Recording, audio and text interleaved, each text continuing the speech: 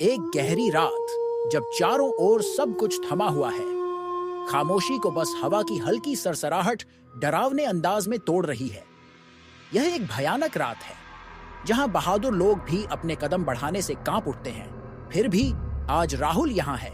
एक अजीब और खतरनाक जिज्ञासा उसे इस पुराने वीरान गांव में खींच लाई है, जहां कई दिनों से माथा नहीं वाला भूत की कहानियां डर की तरह हवा में तैर रही हैं। राहुल धीरे धीरे गांव की संकरी गलियों में बढ़ता जा रहा है। चारों ओर टूटे फूटे घर ऐसे खड़े हैं जैसे बेजान लाशें, धुंधले शीशे, टूटे फूटे दरवाजे।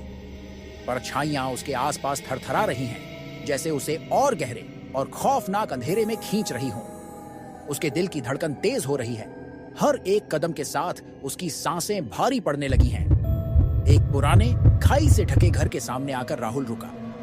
किंवदंती है कि यहीं से उस शापित रात की शुरुआत हुई थी। अचानक हवा का एक हड्डी कंपाने वाला ठंडा झोंका उसे छूकर निकल गया। ऐसा लगा जैसे कोई उसे अपनी अदृश्य निगाहों से देख रहा हो, उसे एक गहरी चेतावनी दे रहा हो, धीरे से कह रहा हो, वापस लौट जाओ। राहुल ने अपने कांपते हुए हाथों से टॉर्च को कसकर पकड़ लिया, मानो वह एकमात्र सहारा हो। लेकिन उसके भीतर एक डरावनी आवाज गूंजने लगी। यहाँ इस अंधेरे में कोई है, कोई जो अदृश्य है, पर उसकी नजरें मुझ पर गहरी भयंकर इरादों के साथ जमी हुई हैं।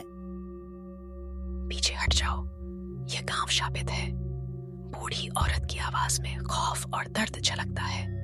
बिना सिर वाला भूत, वह यही है। उसकी आंखों में भय का साया गहराता है। हजारों सालों से वह इस गांव में भटक रहा है, अपने दुश्मनों से बदला लेने के लिए बेताब है। वह कांपती आवाज में कहती है, जैसे उस दर्द को खुद महसूस कर रही हो। तुम यहाँ आ गए हो। उसकी निगाहें राहुल पर ठहर जाती हैं। तो अब बचकर निकलना बहुत मुश्किल होगा। एक पल के लिए सब कुछ मानो थम सा गया। राहुल की सांसें रुक सी गईं, लेकिन फिर ठंडी सिहरन भरी सांसों की आवाज उसके कानों में गूंजने लगी, मानो मौत उसकी गर्दन तक पहुंच चुकी हो। उसने कांपते हुए धीरे धीरे पीछे मुड़कर देखा, और वहां घना अंधेरा चीरती एक भयानक छाया मूर्ति खड़ी थी, बिना सिर के, लेकिन उसके खून से सने कपड़े और उस छाया मूर्ति के कंकाल जैसे ठंडे हाथ जो सीधे राहुल की ओर बढ़ रहे थे। भय और आतंक ने राहुल को जकड़ लिया। अचानक एक दिल दहला देने वाली चीख ने सन्नाटे को चीर डाला। भूत का वह प्रचंड चित्कार इतना गूंजता हुआ कि राहुल को लगा मानो उसके कानों के पर्दे फट जाएंगे। राहुल का शरीर कांपने लगा। उसने दौड़ना शुरू किया, लेकिन हर कदम के साथ भूत उसके और करीब आता जा रहा था, जैसे उसे निगल जाने को आतुर हो।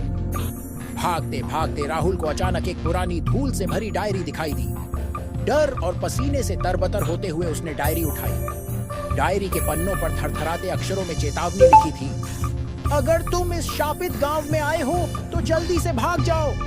बिना सिर वाला भूत, वह तुम्हारे पीछे है। राहुल का दिल तेजी से धड़कने लगा और उसके पैरों की गति और तेज हो गई। लेकिन ऐसा लग रहा था कि गांव का अंधकार उसे निगल रहा है।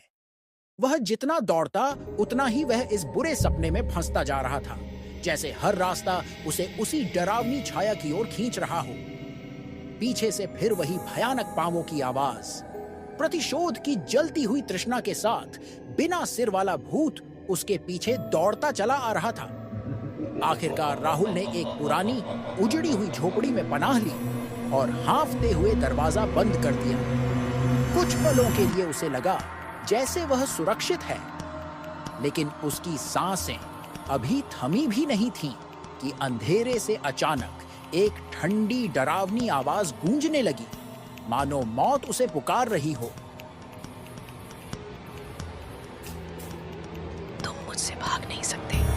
राहुल ने धीरे धीरे पीछे मुड़कर देखा। उसकी टॉर्च की कांपती हुई रोशनी में उसके सामने खड़ा था वही डरावना साया। बिना सिर वाला भूत उसकी सर्द और बेजान कंकाल जैसी भुजाएं राहुल की ओर बढ़ा रहा था, जैसे उसे अपनी चंगुल में जकड़ लेना चाहता हो। उसके चारों ओर एक ठंडी भयावह सन्नाटे की चादर लिपट गई थी, जो राहुल के दिल को थरथरा देने के लिए काफी थी। यहीं खत्म हुआ पहला अध्याय। लेकिन अब क्या होगा?